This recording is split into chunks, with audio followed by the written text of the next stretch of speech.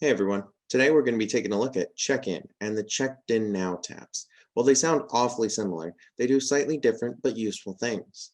From the check-in tab in your agency manager, we can go scroll down to see our needs, as well as the list of users currently checked in for our needs. Now we can also see the check-in kiosk, but we'll come back to that. Now let's click the list. Once we've clicked list, we can go ahead and scroll down to see all users currently checked in with our website, or rather with this specific need.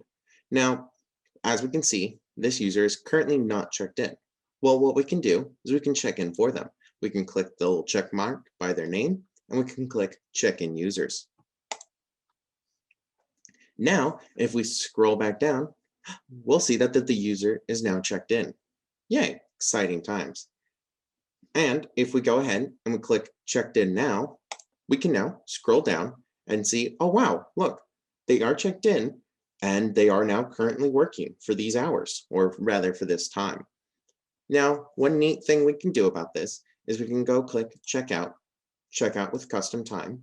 And from here, we can just immediately check them out, or we can check them out at a later date. Like if we were to say, scroll it all the way down to, since the time right now is 3 p.m., we could scroll it to 4 p.m. and now they would work an hour. Or we can just click now. Now we can click checkout. And voila, this user has been checked out. Now let's go back to the check-in tab. And let's talk about the check-in kiosk. Now, when we click on the check-in kiosk, what it does is it goes ahead and creates a new tab for us where we're signed out from this tab.